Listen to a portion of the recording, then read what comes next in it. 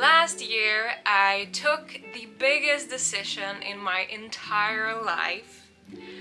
I decided to quit my full-time teaching job and pursue my dreams of working as a full-time crochet designer. This is exactly 1 year ago, and I can't really understand that I'm actually sitting here with you and talking about this right now. In this video, I am gonna share with you 7 things that I have learned over this crazy year of working for myself, with myself, as a full-time crochet designer. I've learned a lot, and it's really hard to pick out just a couple of things, but I've done the best that I could. And these are not in a particular order or anything. I have just made a list for you, and the only thing I can say is that I left the most important things to the last. Okay, first thing I have learned during this year is to get comfortable with asking for help. With this, I don't mean that you need to outsource everything for a lot of money.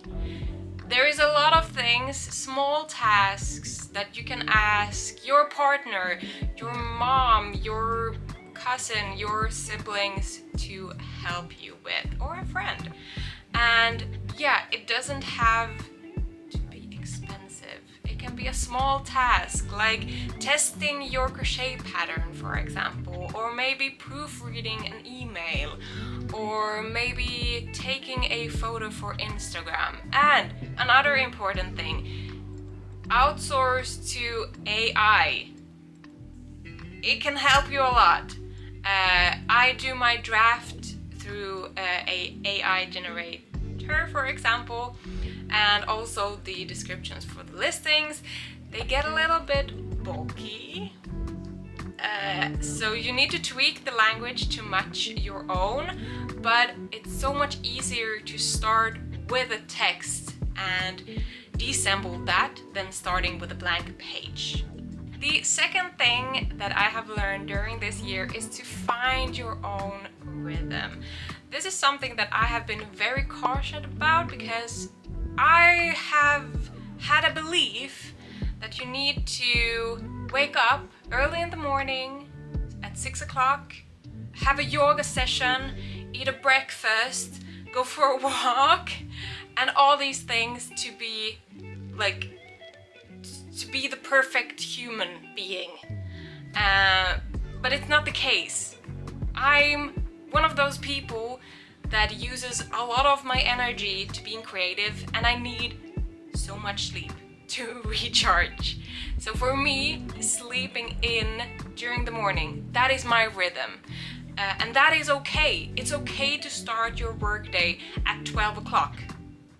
It's totally okay. There's no one that sets the rules, and that is the great part with being self-employed, because you set the rules and you can decide for yourself when you want to start your workday. So this is something that have worked for me. It might change in the future, I don't know, but right now I really need sleep. So I'm taking my mornings very slow and sleeping in, taking a long chill breakfast and going out with Saffron, and then I can start work on whatever is on my to-do list. The third thing that I've realized is, yes, now I'm self-employed. I have reached that goal, but that doesn't mean that there is still things that I can learn and skills that I can develop and become better at. So for me, it's really important to keep learning, reading books, listening to podcasts, joining courses, educating myself. And I think this will never stop, because the digital market and the online market in general will continuously grow and evolve, and you kind of need to keep up with what is happening. So I think it's really important to know that you will never be fully learned, and this journey will never ever stop. And there is always new fun things to dig into and be nerdy about. The fourth thing I have realized is that creating a business takes time. So I started my business in 2015 with selling finished amigurumi toys. Actually, it's all started with a blog where I just shared my finished make. But then eventually I got customers asking, can you make that for me? And I said, of course, yes, I can crochet that for you. And I started my business from there. After a while, I realized that it is not really timely worth for me to crochet toys, and I wanted to be able to make patterns instead, and by that just sharing my designs with a wider audience. I think that is the biggest takeout. So I have had this business for a while, but I have been self-employed only for a year and it's still not finished. It feels like it's ever growing and it takes time. I was so frustrated during the first 2-3 months because it felt like I had so many things that I needed to fix, and I had a website. I moved from one website host to another, and it was just a lot of admin stuff to do that I haven't had time to do during my working days when I just had my business as a side hustle. So building a business takes a long time, and enjoy the journey. Don't rush it because you can't really do anything about the fact that it will take time, and it will take time for people to find you and start buying for you. So enjoy the journey, try and test different things and see what works. On the topic of finding what works, that is actually the next thing that I have learned during this year. Try to focus on stuff that brings in money and that works with your audience. So I have had this business for a while and I have tried so many things. Everything from a subscription box to yarn kits to making a digital calendar and a physical one to digital patterns to online courses. I've tried a lot, and I've also realized that there is some of them that really works and that I need to focus on, and then everything else will just be put aside. If you are like me and have a shiny object syndrome and always think that there is a better solution and a better business idea and a better product out there, come back with me because that is not the case. Focus on what actually works. So I recently discovered, when going through my numbers, that my crochet alongs is my #1 bestsellers, and my audience loves them, especially the mystery amigurumi ones. So I've decided that that is my main focus, and then I'm gonna build my business all around that. For you it might be maybe yarn kits, or maybe you have a pattern that is doing really well. Find out how you can make that into more sales. Make it into a bundle, for example, or yeah, I know you're creative, so I know you figure stuff out. But yeah, 20% of your products will bring in 80% of your revenue. So keep that in mind. Do what already works. Don't try and reinvent the wheel all the time, because that will just eat up your time and you will lose money. And on the topic of money, keep track of them. Be really certain that you know what goes in to your business and what goes out. So keep track of your expenses and income, and do the bookkeeping right from the beginning. And also, tip, do a budget, even though you have a small business. But for me, a budget have been so golden when planning the economical portion of my business, like over the whole year. And the last thing, I also have a bonus one for you, so stay tuned. A very important thing to realize pretty early is that you will have better month selling wise, and you will have month that is really quiet. These really quiet months can be really stressful if you aren't sure that it will follow with a better month afterwards. Usually it does.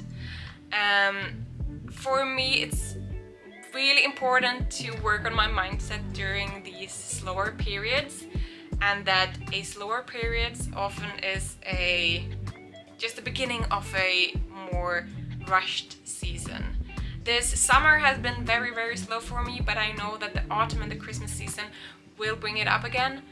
But plan accordingly. So when you have a slow season, be sure that you have money left from the busy season, so you still can pay yourself and run your business.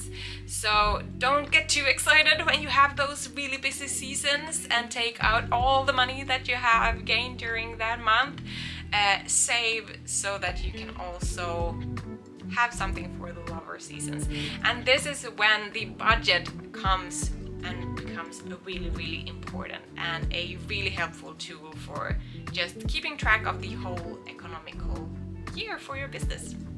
Okay, I think that was the 7th one, but I have a bonus one that is really important for me and is a very important building block in my whole business, and that is community before competition. Always, always, always be sure to collaborate with fellow crochet designers, lift each other up, and be positive, because it will ring through your whole business if you do so. And yeah, negativity leaves a mark.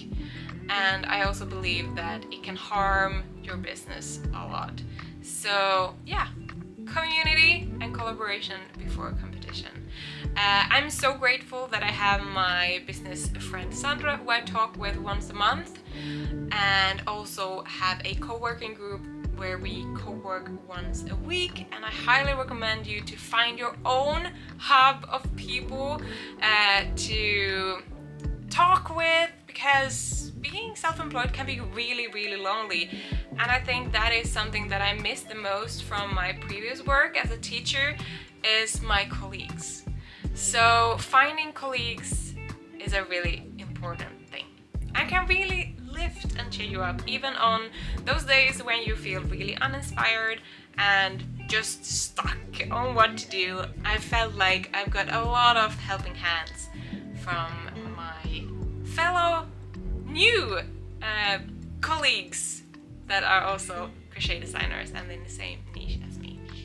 Thank you so much for watching and following along on this business journey of mine. If you're curious to know what I've been up to during this past year, you can go and check out my studio vlogs. I will put in the whole entire playlist here so that you can just go and grab your crochet project and maybe a large cup of tea and just sit down and enjoy some behind the scenes content from my crochet business.